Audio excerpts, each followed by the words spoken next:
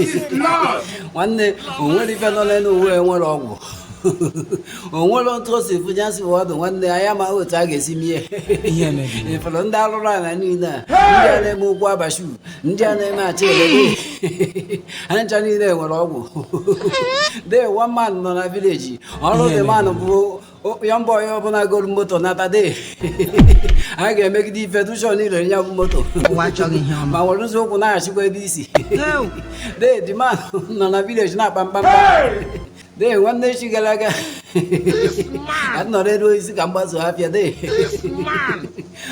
mmachi ebe ese dee dekwazie nwa mmanụ onye arụrụ ana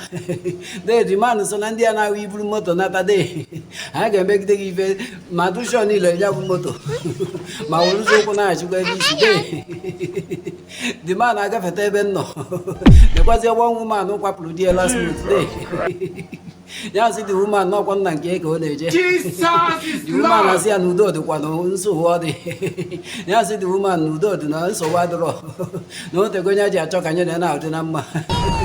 dị woman asị ya ha na udo dịkwa ya sị dị woman na nsogbu adịrọ na ya chọrọ ịnụ ya na ifat na ya chọrọ ịbịa fụ ndebe ha na ya chọrọ ka ọ bụrụzie nwunye dị woman abịa kpọọ blenụ ọ bụrụ na eju ajụ na nwere ike ọma nụ 3 days this man egbufuo ya kwetakwa na-ekweta ọrụ mmadụ iji aka ekweta ọnwụ ga-egbu ya this woman akpọ blen si ya nwoke ọma na nsogbu adịrọkwa na isi na-echere ịnụ m na udo biko bịa nụrụ m kama na o nwere ihe nsị ka nkọwarụ gị na o nwere ọgba ndụ mụ na mmụọ onye ọrụ m ụwa gbara o nwere ọgba ndụ mụ na ndị mmiri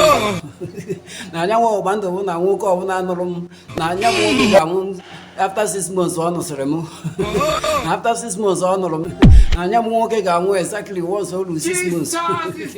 the man asị ya isegono ọsị ya na ihe eji agwa ya ife ahụ to avoid that I know na ihe ahụ dị na-esi ya nụgo na ya nụgo si dị isi na ihe ahụ nke isi ya na udo dị ya bịa ndụrụ ya na nsogbu adịrọ the man asị ya chịrịgo ka eje chee ya eche ka ejegodi n'ọgụ arụsị ya gwa onye eziokwu n'obere arụsị ya gwara ya ife a n'obere ka ike ga-ebere ya n'ụtụ a ya cherugoro ka eje chee ya eche dee dị ma na-agbaraga nwanne ekwe na mụ ome nke abụla mere biko tụsara m ozi subscribe na my YouTube channel biko ọ dị egwu